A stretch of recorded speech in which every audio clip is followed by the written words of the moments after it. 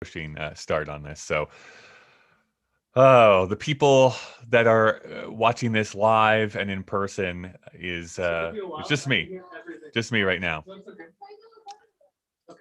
As Dave yells at his family, he is going to be here momentarily to talk with us, I assure you. But if you do want to give a chat in the chat box, definitely do that. Greatly appreciated. I am going to now copy the link so that we can share this out. Putting that into the text box, and I am now going to actually tweet that out. This is always the most interesting part of these live shows, of being able to share all of this information. So, come watch us discuss the Last Picture Show. Tweet. Are you already streaming? I did. I pushed stream just as you got up to go yell at your family. So I've been trying to entertain the audience. Oh, you're awful. And I've posted the link there in the chat. I am tweeting it out myself. Tweet. Luckily, nobody watches this stuff. Well, maybe Jen will show up again. Who knows? We never know. Hold on, let me get the link. Oh, brother. Okay. Copy link. And now we get to show. What's that? I have to push record because that's classic Kyle, forgetting to push record at the beginning. Oh, dude. So yesterday I was interviewing this nice lady, and then I realized we did these great little background things. And then I realized mid-sentence, as she was explaining sort of how she came to photography, I hadn't pressed record on the Zoom. So everything else was running, and I lost her audio because I'm an idiot. But no, it happens. It literally happens to every single person. So yeah, we'll figure it out. Okay. Okay. You are recording on your end? Yeah. So I'm recording on my garage end. is working. I see my audio. That's always a good sign. So remember what we talked about before we pushed record. So just go with me here. Remember the setting though that we're in. Remember the setting that we're in. Dave, this is creepy, right? Am I wrong in this? I don't know. It looks like a normal small town to me. Why are we here? Why do we have to stop? I don't think you could find any energy in this shithole. Oh, I thought I saw some sort of like gas station blinking here on the corner, but I think you're right. There doesn't seem to be much activity going around here. We can't keep going the speed of light consistently. We have to cool down every so often, do a fuel up stop, and this planet seems like uninhabited. Although all these buildings are here. It's weird. There's bales. Is there somebody who's sweeping the street? That's weird. Boy, they're way in the distance there. Well, let's maybe go walk over to him and talk to him. Sorry, let me rephrase that. Let's see if we can wave him down. Oh my God, he just got ran over. Holy shit. Oh God. Oh, well, you know what? Let's just move on with our lives. I guess so. This is let's head back to the ship. I don't feel comfortable staying in this place. And we can record our episode from there. I'm with you. Can you put down that glass bottle while you're at it? I don't feel. Oh, sure. All right. Cut it. The magic of editing. Welcome to Kyle and Dave versus the Machine. My name is Kyle. My name is Dave. Sorry about the bloody head, Dave. This is a podcast where a sentient machine was forcing us to watch movies in order to prevent it from initiating the apocalypse. And then another apocalypse happened. Somehow it's used its powers to transport us across time and space. So now we're on our way back to Earth. The machine still threatens our lives if we don't review the films it asks us to, although we do tend to talk about the ideas of the movie rather than the movie itself. And today we're going to be watching the film The Last Picture Show. As always, a big thank you to our patrons, Green Girl YYC and It's a Conspiracy podcast. Ooh. Because we are going to be discussing The Last Picture Show here, Dave, I think where we need to first start, do you have any type of history with Peter Bogdanovich? I don't know. What has he made? I would probably say that his three most popular films as far as like name recognition are this film, Paper Moon, and Mask. Not The Mask with Jim Carrey, but Mask with Cher in it from the 80s. No. Okay. So it's nothing whatsoever. This is going to be interesting too. I've known of Peter Bogdanovich for decades, years. He actually weirdly shows up in like cameos every so often in other people's things. Like of all films, he was in It Chapter 2 for like 30 seconds Okay. um, as a film director on the set of Bill Hader's thing when he's in that movie. And it's like, Peter Bogdanovich, what is he doing here? So he's done like little cameos and stuff like that. He also stepped in when Gene Siskel passed away. He was actually came on for a few guest spots on that show while they were trying to find like a permanent co-host and stuff like that. So that's basically how I know him. I have actually never seen a Peter Bogdanovich film, so this is going to be a first here. This is going to be a thing. Yeah. How about The Last Picture Show? Obviously, you haven't seen this movie, but have you heard of it? Understood its context in the history of filmmaking? Anything like that at all? No. Okay. Well, this is a fruitful conversation then, Dave. Again, I have not also watched this movie, although I have heard about it for, again, decades now at this point. It is considered, at least I know that it is considered uh, one of the best American films ever made. It definitely influenced a lot of directors after this, as far as style and themes, that sort of thing. It also, I know it has a very unique style to it as well, where if you look at the rest of 1970s films, it does not look like the rest of the 1970s specifically. That's all I know about it in general, but I've never actually delved into it all that much. Other than, again, I do know that it stars a bunch of actors, famous actors, very, very young, so like at the start of their careers, Okay. and that it sorry, I just lost my train of thought. Stars a bunch of characters and is something. I don't know where I was going with that, Dave. Other than, but it stars a bunch of a bunch of actors that were like in the beginning of their careers. So I think it's going to be fascinating to jump in and just like discover what this film is even about, because I don't even know what the plot is to this movie, which I always find is better to go in blind and just not have any expectations. Yeah, I'm excited to find out. This is gonna be a good episode. We're already on a roll. I Yeah. feel like we're in it. It might Well, be I think 20 that minutes town, long. I think that town outside there is just creepy, and it's just, you know, throw me off my game here a little bit, Dave.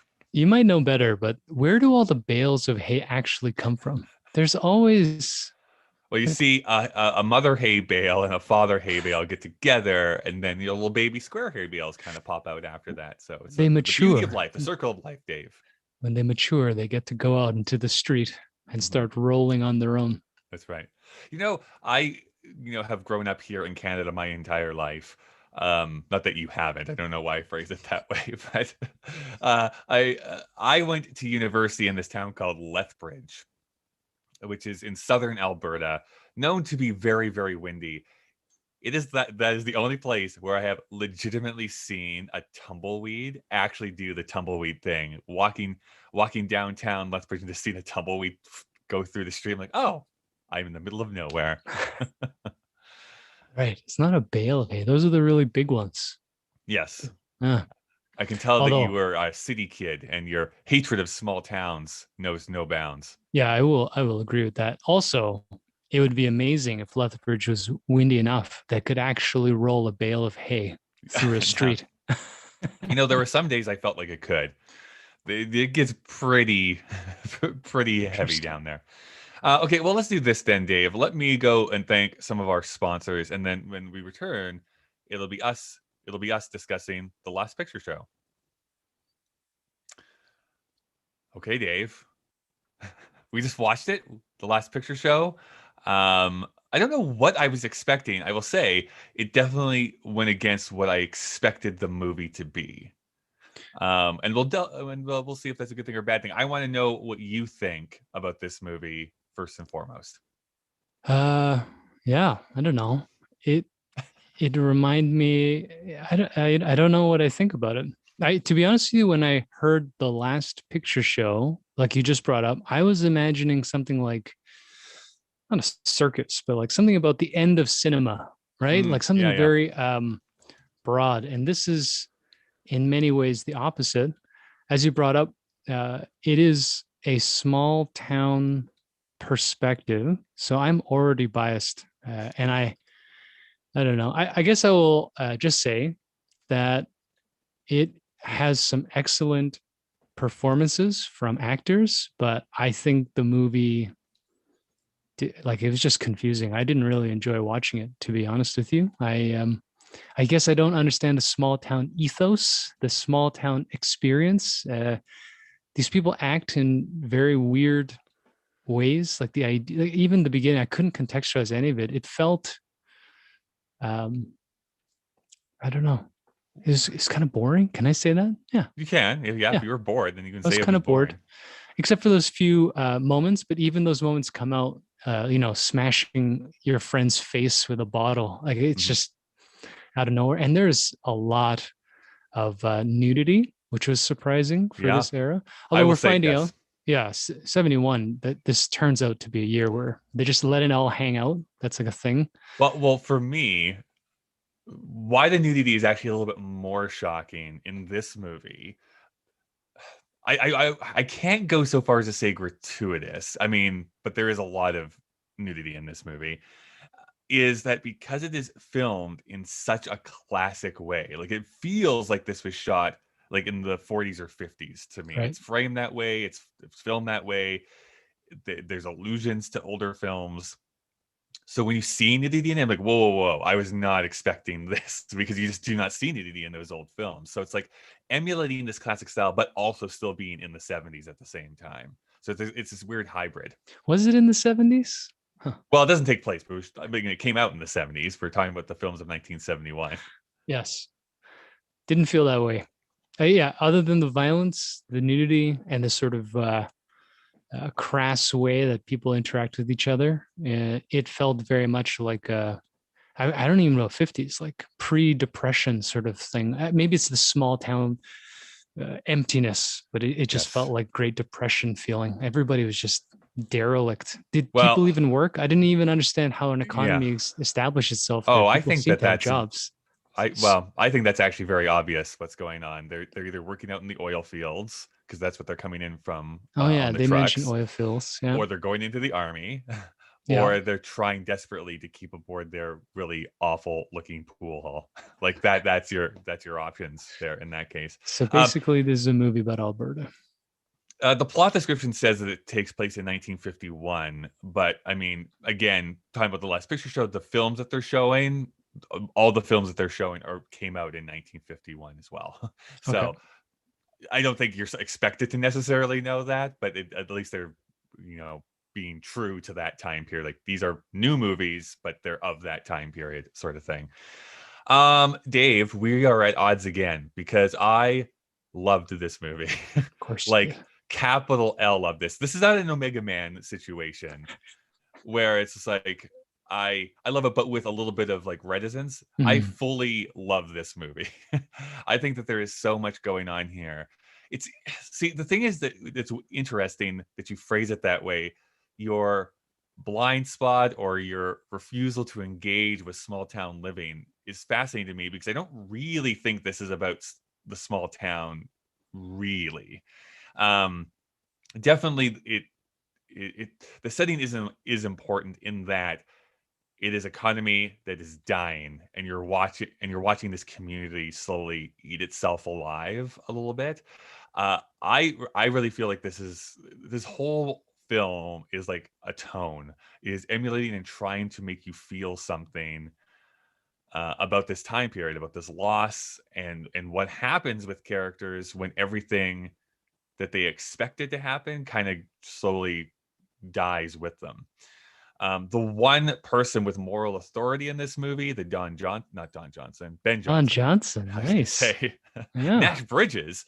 No, I would have got the Miami Vice. That's fine. right It's fine. the Nash the Bridges. It's the Ben Johnson character is like the one character that we see in this movie that has kind of a moral code and is trying to keep the town on track. And then when he dies, everything kind of all hits to a head at one time.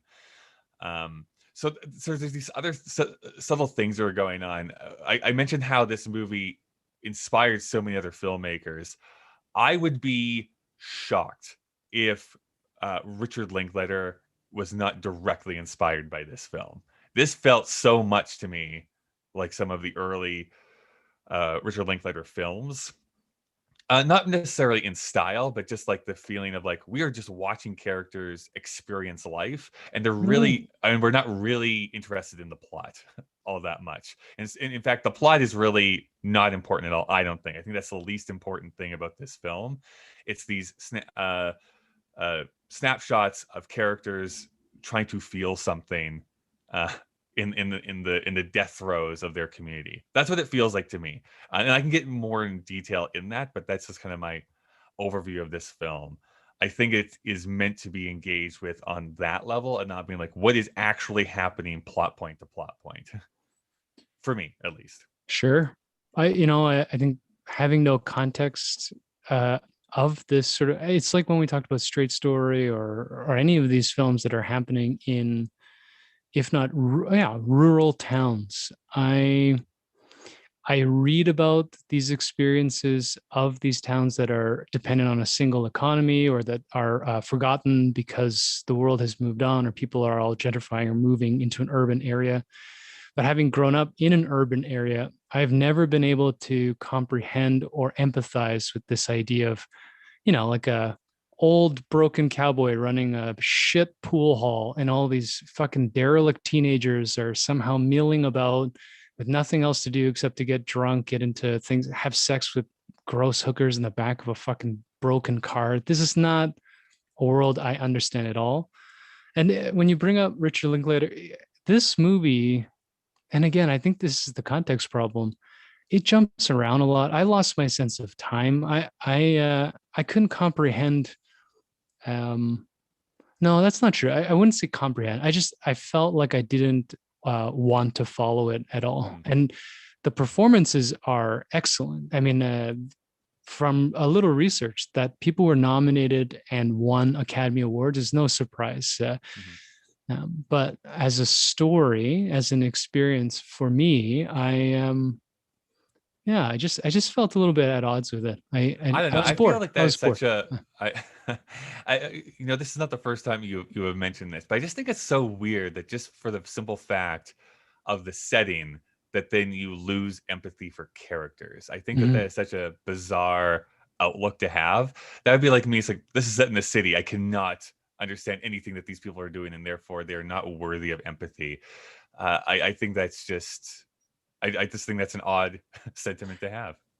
Yeah. Yep. I mean, I think I'm not going to argue that.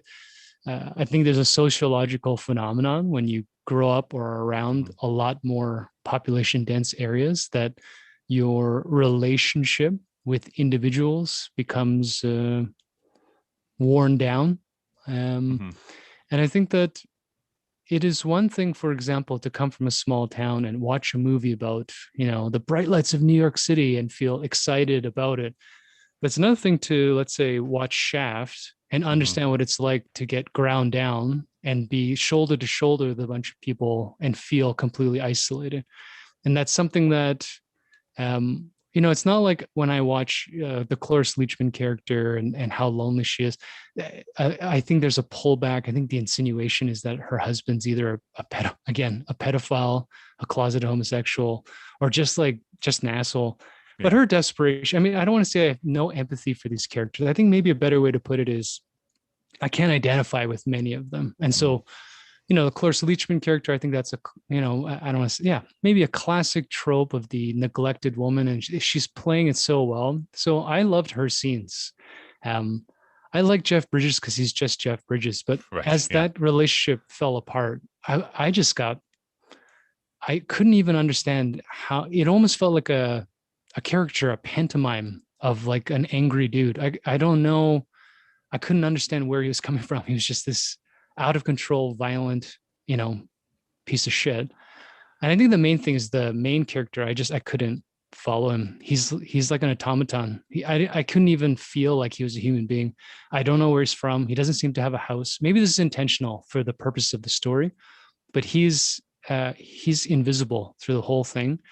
Even when he gets smashed in the face with the glass bottle, and even when he's with this weird named Sybil Shepherd, JC. How's that even Yeah. named? I agree. No one has named that ever, but whatever. Yeah, in your face, NSYNC dude. And But wait. No. JC Chazez, who you're referring to, is the letter J, the letter C, and it stands for something else. Like I don't remember what it is. or the Joe founder Christopher. of the department store, you know, or JC. my Lord and Savior. But her name is JC, spelled Jacy. Weird. There's no single person in the world named JC. Yeah, we should have tell you googled right that. now. Yeah, so like So I think again, this is where I come from with that character. I won't necessarily disagree with him being a bit of a blank slate. I think that he is, yes, a bit unreadable for most of it. Weirdly enough, I will say that my thing in the film, I thought it was two characters for a bit, because I don't know if you noticed this, but in a lot of scenes he had like perfectly combed hair, and then in some scenes it was all ruffled and messed. So I actually thought those are two separate characters for like the first 20 minutes of this movie. I'm like, oh, this is interesting. Like, I guess they're like twins or something, or brothers, because if you quickly look at the cast list, like his brother is in this movie, right. So I was like, oh, they must be like twins or something. Or anyways, and then it got further like, oh no, this is the same person. Okay, I was just like misunderstanding what was going on. Regardless, though, I think what this really ties into, and yes, okay, because I was born in a small town, maybe it's easier for me to tap into this sort of thing. But coming from a small town, your ideas of like opportunity, love, relationships, all those sorts of things are just from such a smaller pool of options that I think it really does corrupt your I don't know, ideas of how the world actually works, right? When you come from a city, a larger center, something that's maybe even doing economically well, there's a lot of opportunities, a lot of options out there that you can go to. When your town is like 100 people, that's who you have, and that's all that you have access to. And so that character of Sonny, I feel like, yeah, gets bounced around, and I don't think he could even verbalize to you what he actually wants. He knows that he wants to have a relationship. Why not have it with this person or this person? I guess she's more beautiful, so I'll jump over to there because that's a better opportunity. But he really does sleepwalk through this, because I don't think that he even knows who he is himself, or has allowed himself to understand that fully. So I found that actually weirdly compelling to watch him try and figure that out. And to be honest with you, I don't think he even figures that out by the end of this movie. I think he's still kind of up in the air about what his future is going to hold. What it really ties into, and I've said this now multiple times, is that you see this dusty, dirty town that it doesn't seem like it's going to be long for this world. And so what do you do when you live there and that's all you've ever known in your entire life? They're horrible at football and basketball. People think that things that happened like last year happened 10 years ago, so that you have this completely loss of sense of time placement where you are in the world. And I actually think that there's a lot of spillover to what people are feeling like right now in so many parts of the world. Economic depressions, COVID, all that other stuff is like, what we thought our life was going to be is absolutely not what it's going to be. And how do we figure this out? I don't know. Yeah, I agree. I mean, the one thought I have is it's possible. Obviously, we've also never read the book. Mm-hmm. That the main character, protagonist, I can't remember his name because I don't even remember that he was in it, is meant to be a blank slate to bring the viewer into his experience. But I mean, just to put in context again, this big city mentality. When we moved to Calgary, and I was, we called it like a little town just to be Toronto assholes. But when I was working insurance, there was the floods, and someone told me I had to go to High River, and they're like, it's a small town. I said, well, what is it, like 100,000 people? So this idea of like coming from a place where there's a main street and 6 shops and 1 theater, and everybody knows each other by their first name. They bring up this, that classic small town dynamic where everybody knows everybody's business. Like we know Yeah. he's sleeping with this old lady or middle-aged lady or whatever she was supposed to be. That is not a world I come from. It's not that stuff doesn't happen in big cities. It probably happens to a more exponential degree, but this is not an experience that I understand. So whenever I see it in a film, I sit there and I'm like, yeah, I mean, I've seen this before in a movie. I understand this happens. And this is classic American films in particular love this Yes. thing about needing to get back to the roots. I mean, it might be why they're so racist, but like this is a myth building thing about gumption and what it takes to be American, and the praised cowboy who kept by his morals and did right by everybody and then fucking had a heart attack. I think that's another cool thing that this movie does, and we'll probably get to this in like context setting here in a moment. Peter Bogdanovich was super influenced by classic Hollywood. So we're talking like your Howard Hawks, Orson Welles, John Ford, those types of filmmakers. And I do think that like those filmmakers did push the envelope as much as they could in that time to like what's really going on behind the curtain, like of this America that we're celebrating.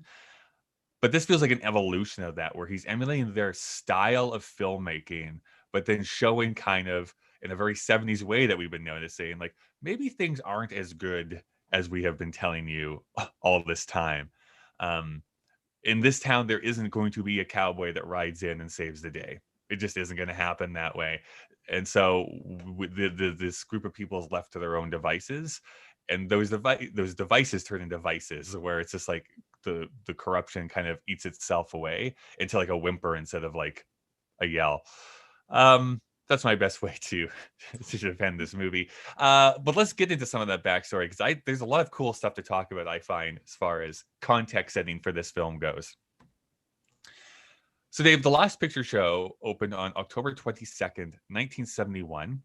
It is rated 8.0 on IMDb, 93 on Metacritic, and on Rotten Tomatoes, from 57 critics, it is at 100%. And from 10,000 plus users, it is rated at 90%.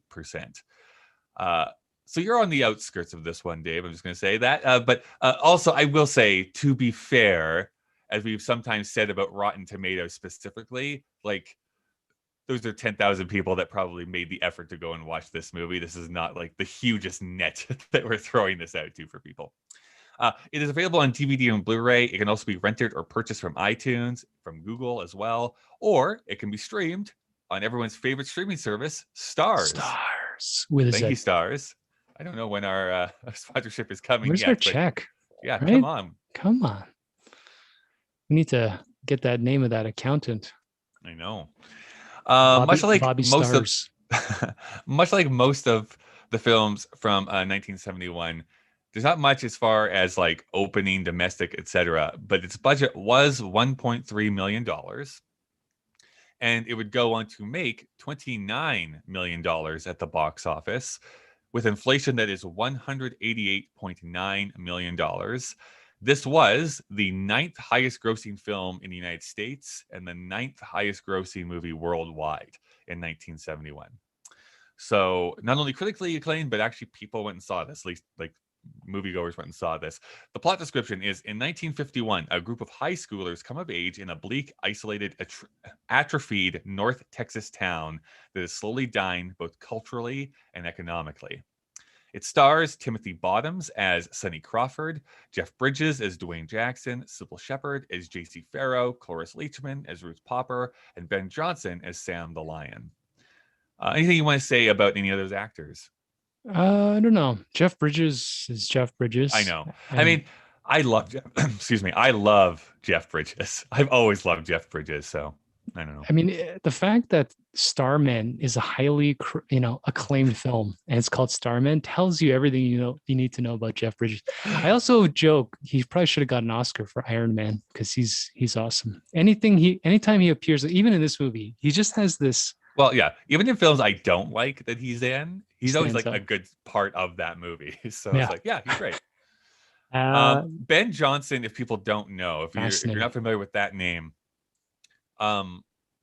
he Steroid goes way user. back into Hollywood lore. Like he World-class was sprinter. essentially John Wayne's like second build for so many of the John Wayne films. Yeah. And then pushed himself to kind of go away from that and to go into these other films.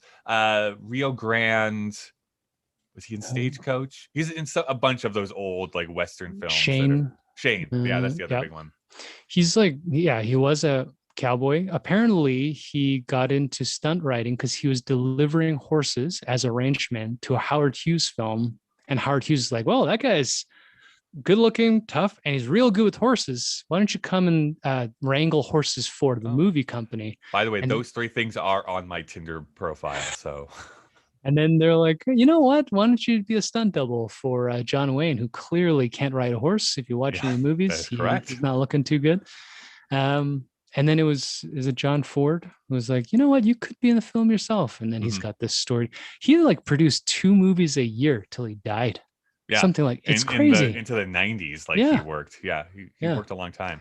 The other thing about him that's interesting is he was like a competitive rodeo guy. He took a break from acting to win a rodeo or something like that. He was an actual. I forget what he did in the rodeos, but I don't understand it. Something with horse or cows, whatever it is that you folk do at rodeos, ropes. You torture small animals, whatever it was. He was really good at it. And I just like the chuck wagons. That was really the only thing I enjoyed watching. Crushing other horses so that a person. No, I won't do that. So I already did. He apparently was like this great rancher and real estate almost mogul. They said, oh yeah, when he died, he was worth over $100 million. Oh wow, okay. It's fascinating, right? He's not a one trick. He's not a one trick pony. No, but he did capture that one trick pony that one time.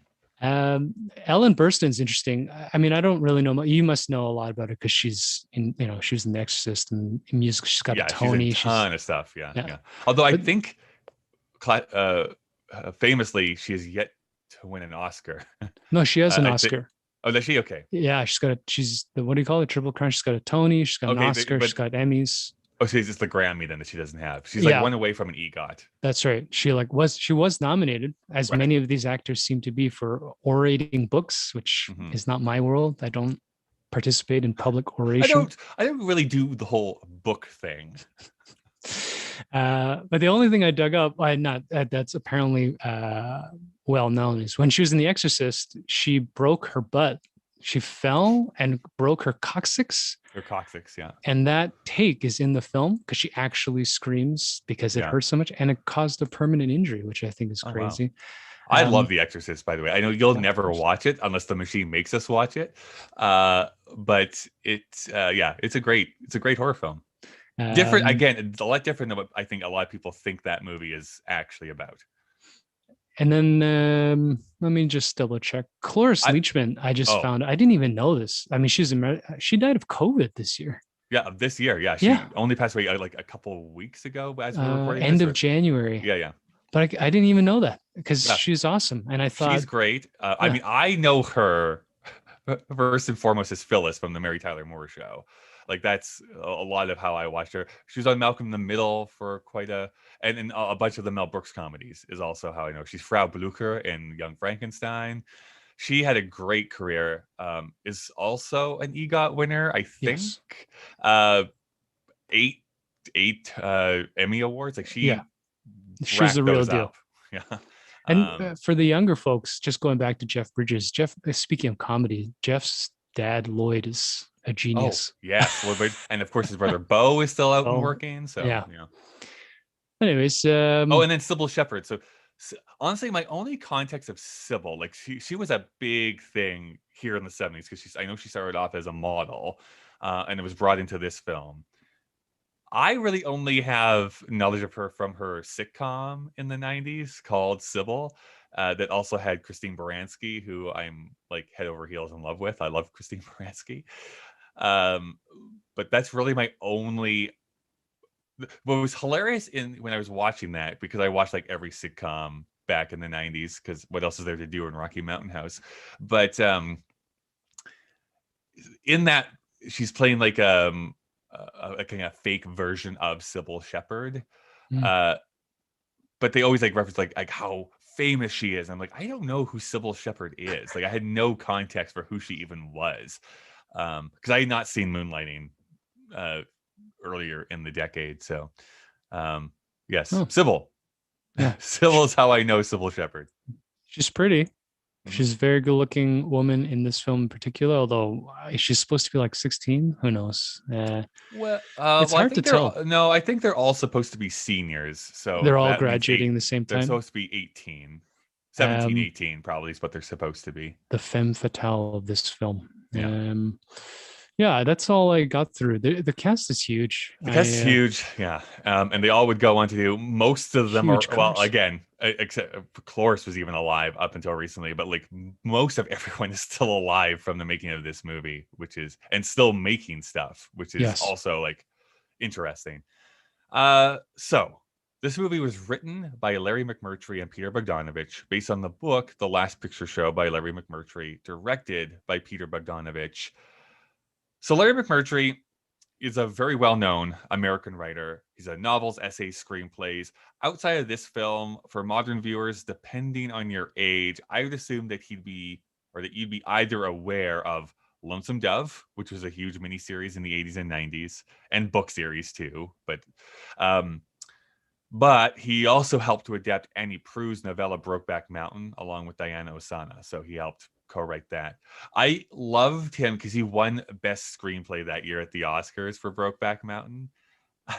And he wore jeans and a bolo tie. I'm like, that's how you do it. I would love to I would love to go to that ceremony and not have to wear a tuxedo. However, even though he made a name for himself doing like a lot of Western novels, he went to Stanford University to study fiction writing. He had Professor Frank O'Connor, Malcolm Cowley. Some of the other people in his class, though, were Ken Kesey, who wrote One Flew Over the Cuckoo's Nest, and Peter S. Beagle, who wrote The Last Unicorn. So there's quite a bit of talent there inside of that one class. So he'd already had some success by the time that this movie came out. His 1961 novel Horseman Pass By was adapted as HUD, starring Paul Newman and Patricia O'Neill. And his 1963 novel Leaving Cheyenne was adapted into the movie Love and Molly, starring Anthony Perkins and Beau Bridges. So he'd already worked with one of the Bridges clan. So The Last Picture Show was his third book, and luckily, the wife of Peter Bogdanovich, Polly Platt, was given the book as a gift and believed it would make a great movie, and then showed it to her husband. Listen to that press episode I sent to you. No. Of course you didn't. Okay, this is where I need to tell people a huge recommendation of going out and finding the podcast. You must remember this. They do deep dives into stories of Hollywood's first century, and they did this mini series about Polly Platt earlier, or I guess late last year, that is super fascinating because it's really about somebody who had this role in making a bunch of great films, but that doesn't really get the recognition that she deserves. So if you want to find out way more about Polly Platt, how she influenced the making of this movie, as well as like the next couple of Bogdanovich films and some other stuff within Hollywood, dive into that. It's super cool. However, so she gives the book to him. Bogdanovich had already had a bit of success. So he'd originally been this film critic in the early 1960s. Again, we said being a fan of these classic directors. He was also hugely influenced by French New Wave, especially Francois Truffaut, who also started as a film critic before becoming a filmmaker. So much so, he was influenced by this that in the late 1960s, he uproots his family and moves to Los Angeles. This is where he runs into Roger Corman. Dave, do you remember who Roger Corman is? Okay. I'm glad that you verbalized that for this audio podcast and didn't just shake your head. No. Okay.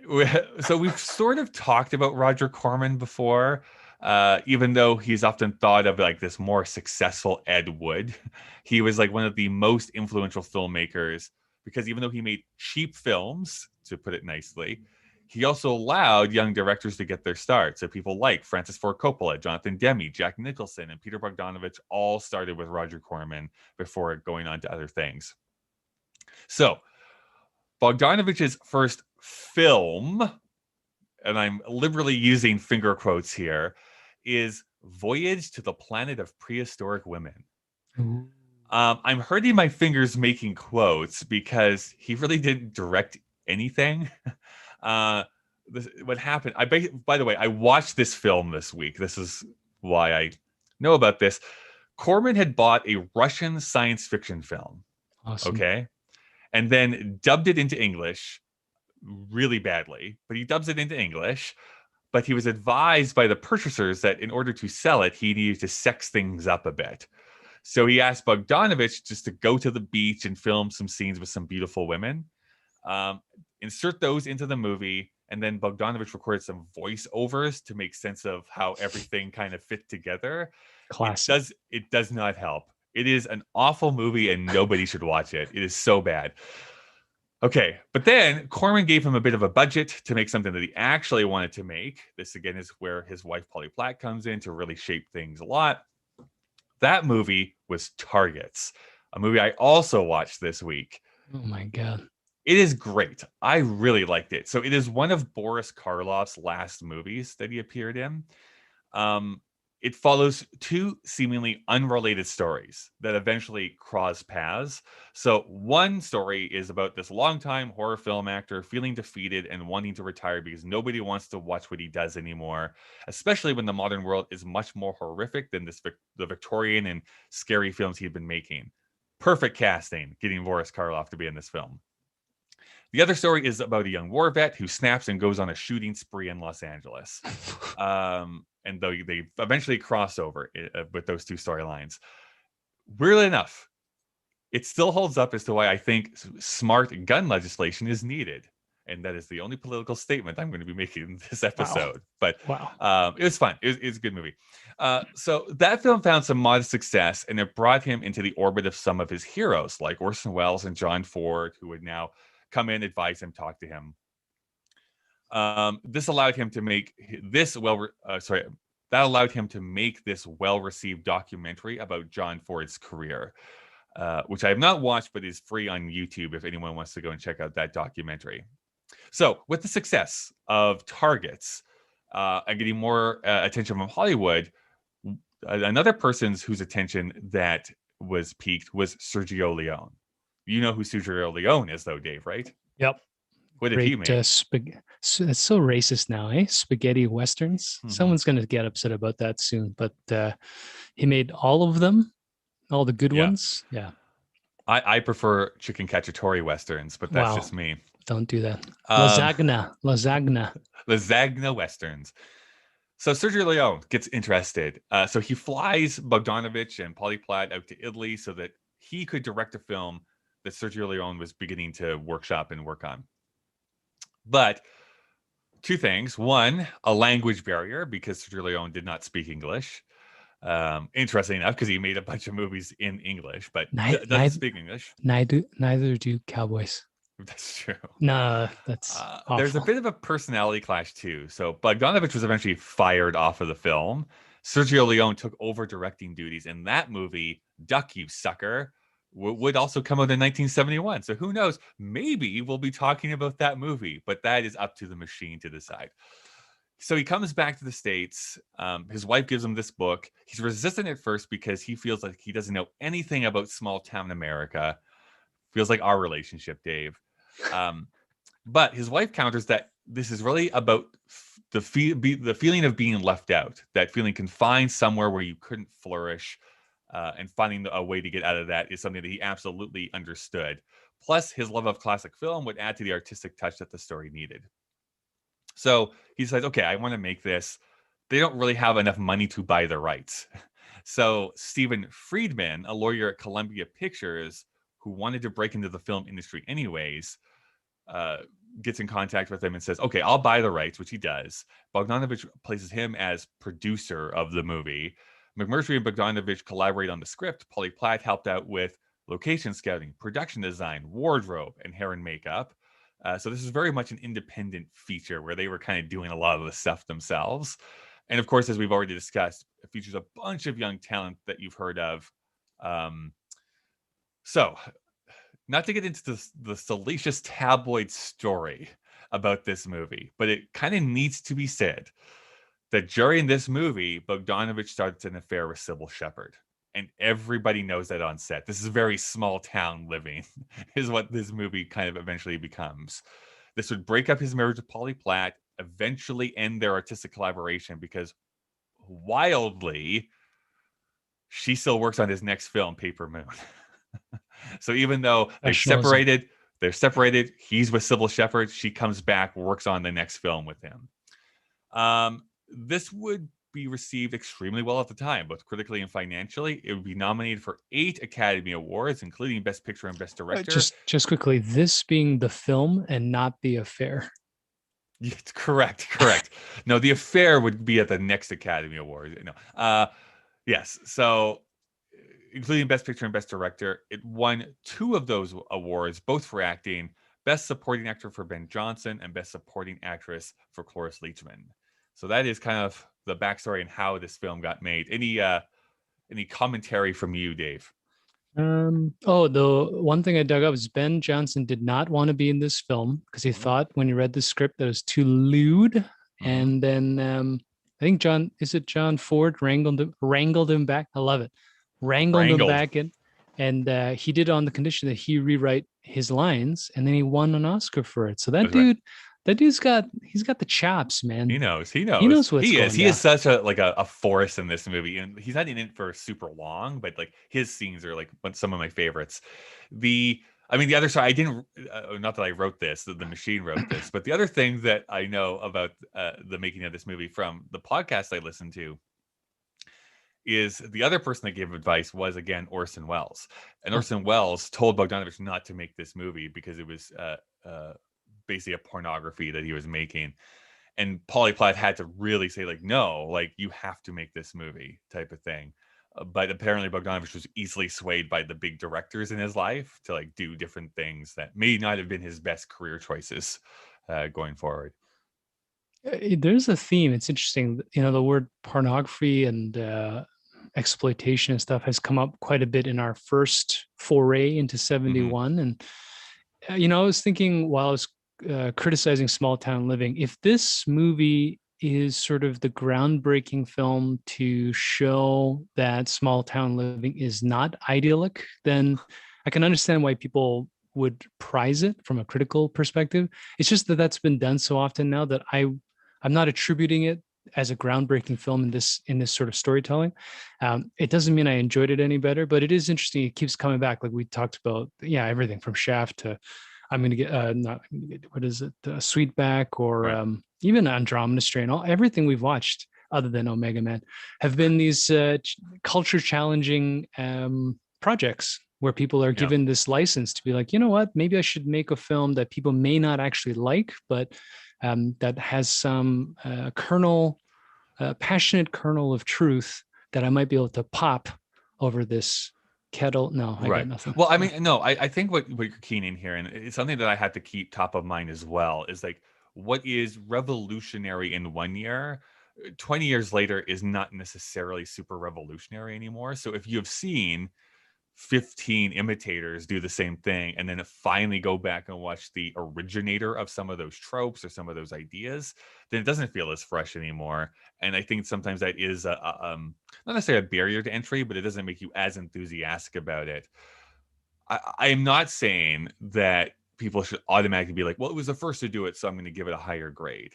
I see people do that a lot of time with like Snow White, for instance. Well, it was the first full-length animated feature, so it has to be rated super high. It's like, well, I mean, you still have to like enjoy the experience though as a modern audience. I happen to enjoy enjoy is maybe a weird word, but I appreciate this movie. I liked this movie. Take pleasure in. Did you take some pleasure in this film, Kyle? but I mean, I think that we mentioned Orson Welles now a bunch of times on this episode, but I take a look at that for Citizen Kane, right?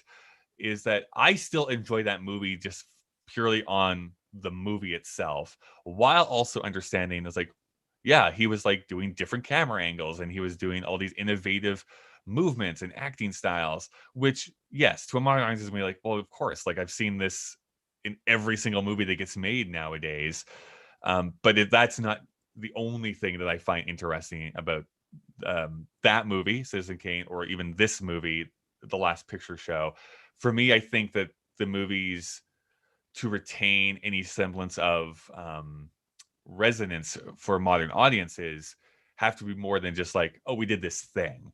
I think that might hinder maybe a film such as like Avatar, for instance, in the grand scheme of things, right? It's like, yes, it was amazing 3D. Like, it is some of the best 3D I've ever experienced in a For its theater. era. Yeah. But like, am I going to pop on Avatar tonight and watch it? Probably not, because it's not like the story that and made me enthusiastic about that film. Also, things that rely on technology often get dated fairly Yes, quickly. very quickly. Yeah. But just quickly to that point, we don't want to stray too far from this movie itself. But I think so. We learned that this is another film that's been archived in the what is Yes. the Congressional History of Film, or whatever that Correct. thing is called. But we've also talked about, on top of that, this difference between a cinephile watching a film versus a broad audience. Not to be too elitist, but when you're looking at these contextual pieces, you can draw Yeah. pleasure from different aspects of a film. But as a movie, just as a quick example, I mean, Helen wouldn't watch Orson Welles, but she has my wife Helen has a staunch thing against old black and white films. And I wrangled her into watching Casablanca, and she fucking loved it. There are some movies that can transcend their contextual, like groundbreaking, great performance also, and actually still remain good movies. And Yeah. we know some of them. I mean, even some of the Sergio Leone movies, as fucking long and drawn out as they are, Yeah. are still generally watchable and could still perform well in a theater. Matrix, we felt like that. There's a couple of movies that even if they rely on a little trick, they can still come out on top. This is not a movie that I felt that way. I learning about this, discussing it with you, trying to put aside my so-called big city biases, I still don't think that I would tell someone to sit down and watch The Last Picture Show because it's going to give you a real kick. It's not. Most people are not Yeah. going to understand why they even have to watch this film. By the way, when you wrangled your wife, what type of lariat did you use? Was it? I've been trying different knots, but they all slip. No, I don't know. I don't understand anything about ropes. I guess, that's an interesting thing that you just brought up. Like, modern audience coming at this for the first time, not knowing any of the contextual history. Like, I may tend to agree, but as you delve deeper into film and different types of films, this feels like a high point in the type of, like, it is slow moving, I will admit, but I was engrossed the entire time. When you say bored, I wasn't. I was totally engrossed this entire time, because it's like, ooh, like, the feeling this movie is giving me is like I want to see how this ends. Like, it felt like a slow moving car crash to me, but it's like I still need to know how this all that Resolves itself. resolves itself. I'd like to recuperate. Where's my maybe. recuperation time? Yeah. For me, and I know this is just a me thing, for whatever reason, a lot of black and white films, for me, make them feel timeless. It's a weird thing for me, whereas I find that a lot of color films, it immediately mean for me is like, oh, I know when this was made. Like, it's a 70s, 80s, or 90s film, and I can immediately tell that by just looking at the film. Whereas a black and white film, by and large, I'm like, okay, there's something about this that makes this more dreamlike, that makes me feel like I'm entering into like a different world, more so than a color film. And because I think like this was made in the 70s, but the film takes place in the 50s, and it feels like still kind of modern to me as far as like acting styles, choices, that sort of thing. Like, if you told me that this film, yes, is in black and white, but actually came out in 92, I could believe you, because there's nothing about this movie that makes me believe that this was filmed in the 70s specifically. So there's something about that this makes me feel, it makes it feel a little bit more timeless for me. The big thing that I want to propose here, I think it is Ellen Burstyn who says this in the movie to her daughter, Sybil Shepherd. she says everything gets old if you do it enough. And honestly, I think that is the central thesis to this movie, where things that seem new at one time become very old hat the older that you get. So things that seem odd maybe to the viewer, like teenagers going to a pool hall, having a relationship with your coach's wife, that sort of thing, to this movie is like, by the end of it, everything feels like, yeah, like I'm just doing this. I'm just getting by. Like none of this is like salacious or weird to us because everyone is doing it this way, and now it feels like old hat. I don't know if you have anything to say about that. I don't know. I, so quickly on the let's call it cinematography. Yeah. And when you, I mean, and I'm sure there are many academic photographers that'll be annoyed that I don't understand the terms, but when you study sort of color theory and the difference between black and white and color, human beings associate colors both with emotional responses and as complements. So often with a color film, and now we almost rely too much on toning, but um, you can tell the film's era because of the color palette and tone that they choose, but also when you take away color and you're left only with contrast, your brain views images in a different way. And so if I take a picture that I've created and I view it in color and in black and white, the picture means something different. Now, associating black and white with being timeless or contextual, I think it's much more nuanced than that, because there's a lot of black and white film that, like we watch Chaplin's film, that's Right. not a Yeah, movie yeah. that could come out, today and people are like, oh, they tried it with the artist, and I don't Yeah. know, it's it's controversial. So Yeah. and then as far as the central thesis, I don't know. I mean, again, yeah, maybe I'm over influenced by how this has become a bit of a meme in small town American films. But this idea of sort of a derelict place, dead end life where everybody is sort of lost, just kind of milling around and without purpose. It's it's kind of just how I picture small towns, to be honest with you. Yeah, And well, maybe, true enough. I think the trope has become now sure, so infused into our lives. Um, it feels very play-like to me, where the town is really purgatory. That the characters are really ciphers for different ideas that the authors are trying to, push forward, type of thing. So I know maybe that's also part of it. That is like the block is like, are these characters or are these ideas that have become human formed? Like that's kind of how I'm looking at this in a lot of ways. yeah. And this again, I think this is that cinephile argument. I mean, we brought up with the Rotten Tomatoes, and this has happened with many films we've watched in this project, in this hell that we exist in. We are in our own purgatory here, Dave. Um, yeah, what does it take for someone who's going to review a movie to actually want to be in public, to proclaim that they understand a film? What is it that they bring to watching a film that they would attribute um, a play, like the conceptualization that each of these characters represents a different part of the human psyche? And there's definitely a place for that, and I do that often as well. But this is a film that I can understand that you would like you or people and critics could read this film that way. Um, so I don't have a problem with that. I mean, I don't hate this Yeah, film. I mean that's a thing that I wrote on my own personal letterbox. Is like, I mean, it is based on a book, I know that, but it feels very much like a book where I can return to it and find different things every time I watch it, because I was like, oh, I'm going to notice something different every time I come back to this and view it. So I'm excited about that. Um, Not to belabor the point too much, but again, just talking about the black and white photography of this movie, like I think this should be compared to something like Mank that came out last year. Did you watch Mank by any Not yet. chance? No. So I did not like Mank very much, for a bunch of different reasons. But one of the big reasons was that it's like, oh, it's filmed in the style of like 1941.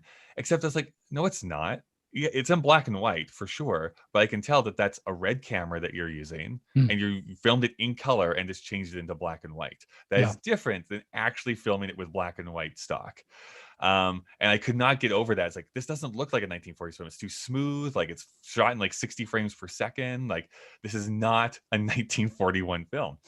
Whereas this film, I think, is able to do that magic trick a little bit. It's like, this feels like a movie from the 50s sure. or late 40s, but wasn't.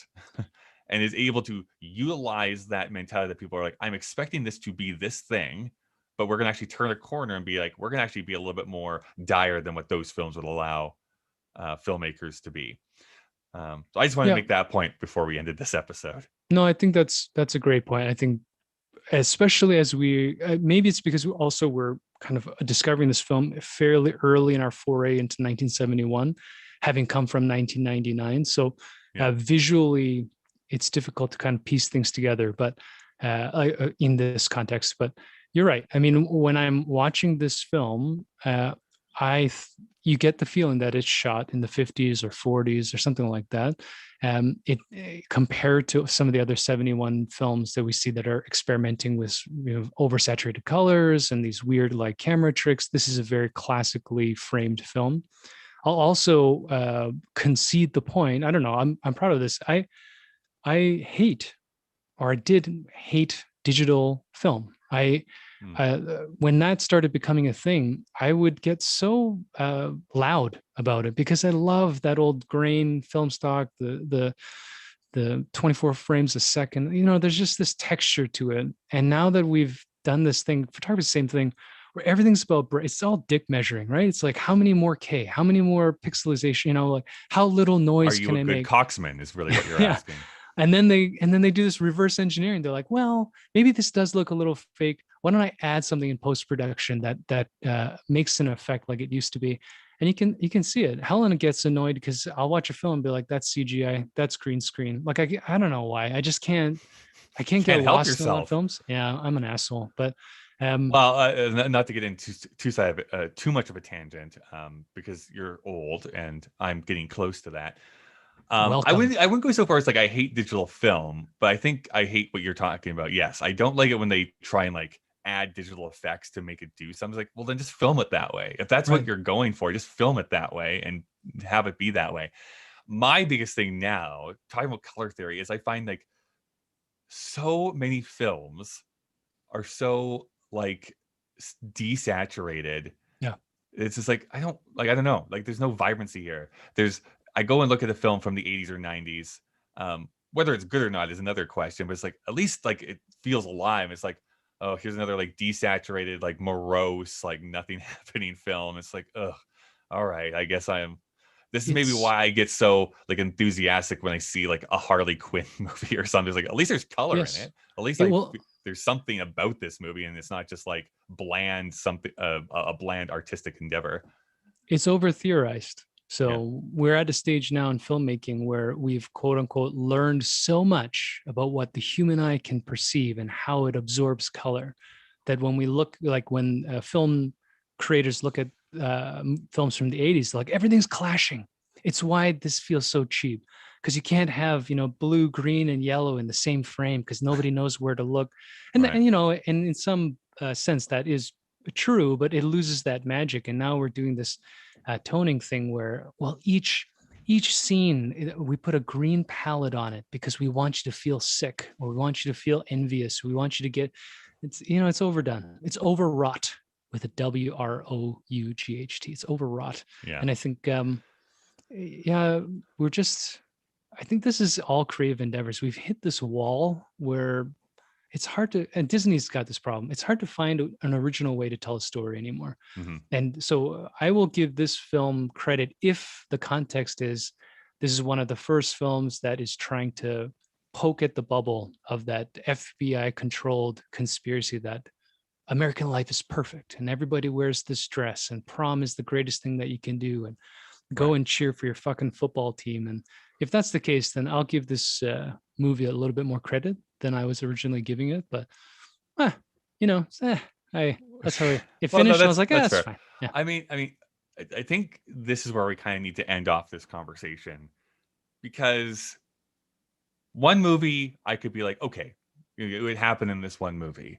It happens in two movies, and I'm like, okay, weird. And now it's three or four movies it's happened in. Like, okay, now this is a trend. Like, there's something going on here in the culture We're doing the that we need to address, which is like this is yet another movie that deals with pedophilia. yeah. And I'm like, so what is going on in the early 1970s that so many films are either actively doing that and not commenting on it, or seeming to hand wave it away like this movie does? Like, there's to be fair, it's What? not an adult that's doing it. Well, let me back that up. Well, So the main one is the young religious kid who is supposedly 17, 18, maybe 16, kidnapping a little a girl, baby. a Yeah. baby, Like to 5. go into his van and show him her privates, which is like super messed up. But then our main character, Sonny, literally says, I think elsewhere in the movie, it's like, well, he didn't actually touch her, so it's okay. Yeah. Or something like, what are you talking about? Like, I Yeah. do not get this mentality.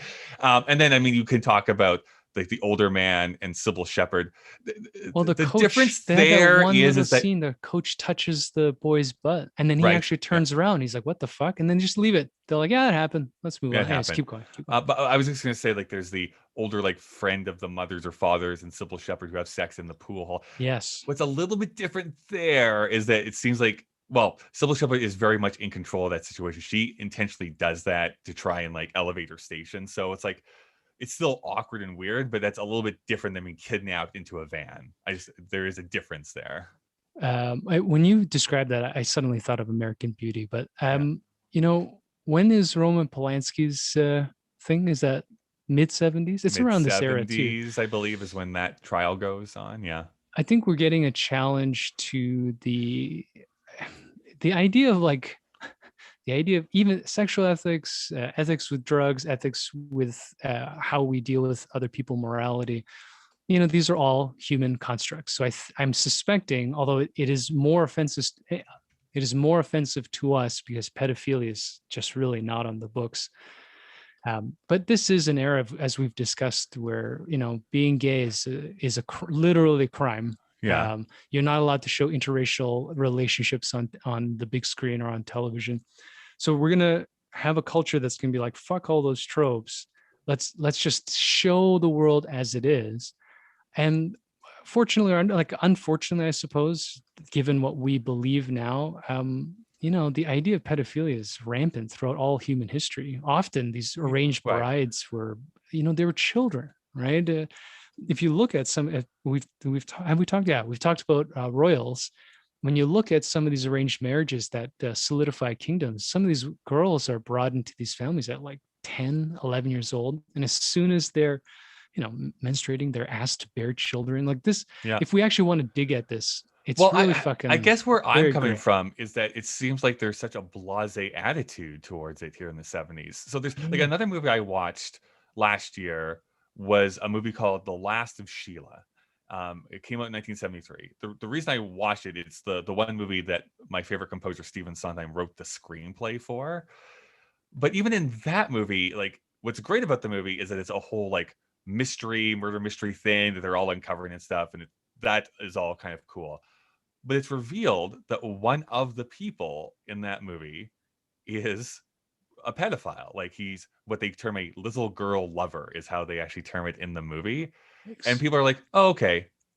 And they kind of equate that as being the same thing as evading taxes. Like it's this weird match. I'm like, what is like I cannot get over this. How it seems like in the early 70s, an adult male um being sexually explicit with a young female minor is just being like whatever, like shrug emoji, and like they kind of continue on their day. Whereas like there is not a chance a movie like that could be made today where it'd be like, oh well, they touched a girl and it's fine. Like there's no way. So what was it in the 70s that was like that's fine, like it's okay? Was it, I guess, is it because it's so like unconscionable that this could even happen in the real world that it's easier enough just to push away? Like I And don't why know, I bring it like up in it's the weird. first place, right? Yeah. Uh, I was in this discussion. I was listening to this discussion about gender norms and power, and it is fascinating. We brought this up with Sweetback. That is beyond the line what happened in that film with Mary Van Peebles Yes. and the rape. But But then we we have also Death in brought up, Venice, right, where we have like literally being groomed right. outside of the movie and inside the movie, and it's very awkward and awful. And then we talked about what would happen if the gender roles were reversed and how this movie wouldn't just be an X-rated, it would be Yeah. banned. I think we're just getting to the stage where, you know, I don't know, like, is this accepted because of the so-called patriarchy? Like, is this accepted in these films because a man is supposed to dominate a woman at whatever their age is? So then you're like, boys will be boys, this is Mhm. like, that's kind of the attitude in this. Like, Yeah. well, he didn't get through it. Even if he did, that's just how men are. There's, I don't know why Yeah. they're in the films. There's just something, Maybe that's it. Maybe it's just this weird toxic masculinity that still pervades maybe 1971 to such a degree that it's like, whatever. we saw Small that. town life. Yeah, we saw that a little bit in 99, not the pedophile thing, but the violence that we now accept as the norm. It was bubbling on the surface as art seems to be a reflection of the subconscious psyche of the culture at the Mhm. time. And so maybe in 71, there's just a growing sentiment. Maybe it comes out of the hippie movement and free love in the 60s. I have no idea where this sort of what we would consider perversion is coming from, but it's leaking into these films.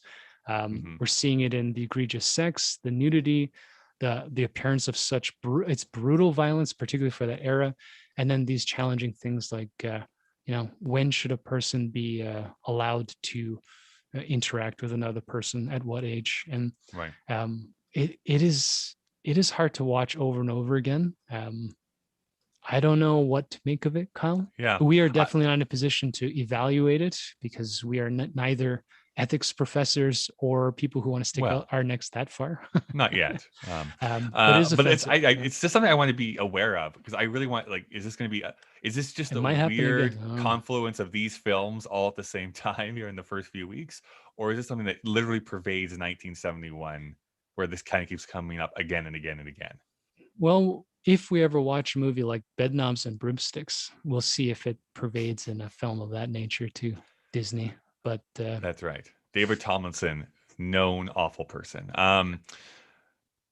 So we did this last week for the first time, which is like looking at critics of the time period to see what they were saying. I'm using the same two critics, and if anyone has any ideas for additional critics we could add in here, I would love to hear them. But of the time, Roger Ebert said this: "The film is above all an evocation of mood. It is about a town with no reason to exist and people with no reason to live there. The only hope is transgression." So that was his point. Pauline Kael, like, generally like this, but was actually a little bit more negative towards this film when it came out. As you'll see, the film badly needs this stylization. Sorry, talking about the black and white photography.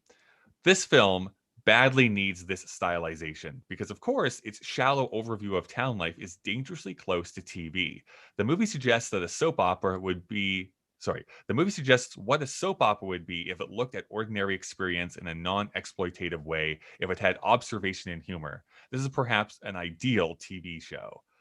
By the way, made obviously way before the golden age of television where they could get away with this type of stuff. But so that's what some people were thinking about at the time. So the machine has told us that we do need to wrap up, which I guess brings us to our two favorite questions on this show, Dave. Does this film hold up, and do you still think it is culturally relevant? I don't know. No, it's culturally relevant, I think, because people are telling me that it is so. So, if you're into investigating Americana, toxic culture, the broken sort of nature of small town living, then yeah, this movie's got all of that stuff. But for me, I don't care. Mm, So for me, I don't think that this is a movie that needs to be seen. And with at least statistically the urbanization of the world, I think this every year that passes, this is going to be a bygone nostalgia rather than anything that's informing us of what we ought to know. There are, like we've discussed so many times, there are so many more evolved conversations and artistic pieces that deal with the broken ethics of human living mhm. and the American dream that this is not required viewing for me. And I if it wasn't for such an amazing cast and great individual performances, this movie for me is an absolute no. But it's hard to deny that the people that are in this film act their heart out. They're incredible to watch. They're magnetic Well, individually. So yeah, and one thing I guess I'm in a I mix. don't want to blow past. I was going to bring this up and then forgot. What I think this movie also does, which is really interesting, is really show female sexuality in a really interesting way, specifically with the Sybil Shepherd character. Again, this kind of adds to your point, where it's like, is there anything that the modern audience can glean from this, which has already been done so many times past this? But for the time, showing a person who enjoys sex and is a woman, uses that sexuality to her advantage, I think is actually pretty bold of a movie to do at this time period, where female sexuality was something to be not talked about, shut down, pushed away, sort of thing. So I want to make sure we mention that before wrapping this up fully. I think for me, this is a movie that I will want to return to again and again, just like a good book, because like I said before, it's going to be something that reveals itself to me over time, where there's new things that are brought up every time that I view it. It is not an easy watch. It is not something that you can passively engage with either. I think this is something that needs to be like this talked about, discussed about, like understanding how this works with your worldview or not. So I think it's a great movie, and I would definitely think it holds up. I definitely think that there is some relevance to it. As far as its place in the future here, like there was a sequel made to this movie. Did you know that, Dave? I just saw that on Yeah. Wikipedia. In 1990, there was a film called Texasville, but also directed by Bogdanovich. Most of the cast came back. So that's interesting. I'd like to check that out, see what that feels like. It's shot in color, though, I'm pretty sure, Oh, which that's is a no-go for interesting. Kyle. Yeah.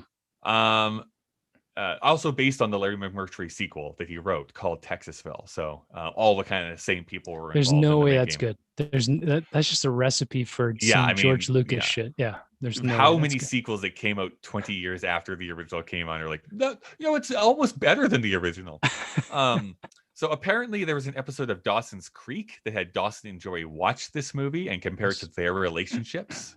Nope. So Pass. super relevant because I'm mentioning it in Dawson's Creek. In 1998, the Library of Congress elected it for film preservation for being culturally, historically, or aesthetically significant. And then last updated in 2007, the American Film Institute's 100 Best American Films placed The Last Picture Show in the 95th position of the top 100 cusp. films. I'm going to call that the cusp. The cusp. It almost didn't make it, Kyle. So can I just add one thing to yeah. the Sybil Shepherd? And this is a little unfair because of the time, and I think it's a valid point you make, but yeah. I would have liked to agree with you more if her character was not just a villainess. There's not a lot to work with her, so she almost uses sex in this sort of like poisonous way. Yes, I agree with that. And corrupts everybody. Vindictive way too, in some cases. So I mean, I know perhaps that's the point, and maybe this is the male writing perspective. Maybe this is a story they want to tell. Maybe they just couldn't get into it, kind of like the coach. Maybe there's more depth in the book. I think you're right. I think it is interesting that they're using women as strong here. There are a lot of strong women characters in it. Even Cloris Leachman, who seems so desperate, has great moments where she's discovering herself. By the way, the nice story about that freak out in the kitchen at the very end where she throws the pot, but one take, hadn't done any rehearsals, came in and did that. Isn't that amazing? Won the Oscar for it, basically, probably mostly for that scene, but it's like that scene was great. That's acting. I love Cloris Leachman. So I'm really curious to know what you're going to rate this, Dave. But that is what Dave and I thought about The Last Picture Show. We would love to know what you think. You can send any feedback to kyleanddavevsthemachine at gmail.com. You can also find us on Twitter or Instagram with the handle KDVSTM. You should also check out our YouTube page, by the way. We are posting a bunch of stuff, original content over there. It's not just the podcast being uploaded over there. It's actually original content. You can see our faces. You have to see our faces, react to trailers. Gold. Dave shakes his head at me a lot. If you want to see the entire list of films we watched and the ratings we've given, you can go to our Letterboxd page, letterboxd.com/KDVSTM. And if you want to support us monetarily so that we can continue doing this podcast and not usher in the apocalypse, you can go to our Patreon page. There's a link in the show notes of this episode. You can support for as low as $1 a month. Of course, we do not want you to donate if it in any way causes you financial hardship. Something you can do for absolutely free, though, is to leave a rating and review on whatever app you use for podcasts. So let's get to rating this movie. Dave, out of 5, what would you give The Last Picture Show? I think I'm going to go with a 3. Oh, to be honest with you, that's higher than I thought you were going to. So yeah, I was sitting at a 2.5 because it's not terrible, but the actors are great in this. So if anything keeps you in it, the acting keeps you in it. So I'll go with a 3. It's not a 10, right? 10 out of 10 critics on Rotten Tomatoes. I also kind of agree with that. I think there's a couple of things that prevent me from being like, this is a completely 5 out of 5 film for me. Which is kind of, like I said, that weird pedophilia subplot that they put into the movie. And maybe the blank slate of the Sunny character could have been more fully developed. Anyways, for me, I'm giving it pretty high, though. 4.5 is what I'm going to give this movie. Like, I really, really love this movie, and I think that everyone should watch it. But I'm not the only person on this podcast, Dave. So that does mean that averages to 3.75, which will be lowered down to 3.5 on the Letterboxd page. But so just with the average number, that would place it as the new number 1 film, unless you want to argue that it should go underneath Shaft or something like that. No, I think I'm okay with that because it's not a high number. Hopefully we'll overcome it, right? Everybody, we can overcome this film. We shall overcome. Also, it's not a terrible movie. It's boring. I don't get it. I don't get it, man. I don't get it. Well, we'll see how long this lasts then. So the Last Picture Show will enter our list in. Sorry. The Last Picture Show will enter our list. Oh, my jaw is clicking. The Last Picture Show will enter our list at the number 1 position. Well, I guess that does mean that we need to figure out what we're watching next week, Dave. I mean, process of elimination, we've watched 3 of the Best Picture nominees of the year 1971 already. I'm assuming it's going to be one of the other ones. So let me push this button. I'm correct. And I'm so excited, Dave. I'm so excited to finally be able to watch this movie for the first time. I know the music so well. We get to watch Fiddler on the Roof. Sounds perverted. It's not Diddler on the Roof, Dave. Right. Sorry. How familiar are you with Fiddler on the Roof? Nothing. I mean, I've heard of it, of course. You've heard some of the music. You must have heard some. I don't know. Keep this in mind.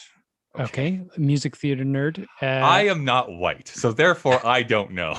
No, when you bring up stuff that I ought to know, when you bring up the song, I'm like, oh yeah, I know that, but I'm not gonna know it by context because I don't study this shit, right? Sure. So we'll see. But I'm interested because I thought that Fiddler on the Roof was like some 4-hour Russian epic, but you're telling me it's a musical, so I'm ready. Yeah. I'm ready to immerse myself in the fiddling on the roof. Yeah, it's tradition, oldest time. Oh, let's get out of this place. This again, it's just creeping me out, and I think there's just a bunch of glass-eyed yokels surrounding our ship here. So maybe let's just get out of here and find another gas station a little bit further down the galaxy. Just to set your phaser on stun, are you more of a Kirk or are you more of a? Because if you're a Kirk, you should stay behind and wrestle with these guys. I'm head to the ship. I'm a Picard in the streets. Oh my God, I'm a Picard in the streets. I'm a Kirk in the sheets, Dave. That's how I roll.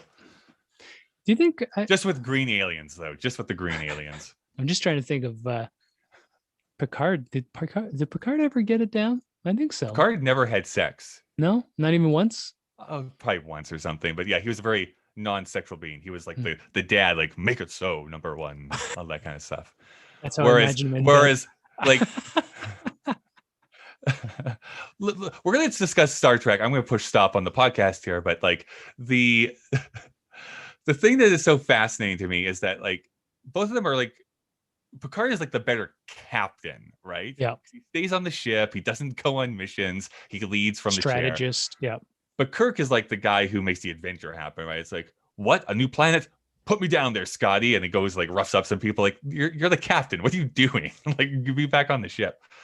But then he wouldn't get to Space Nookie that way.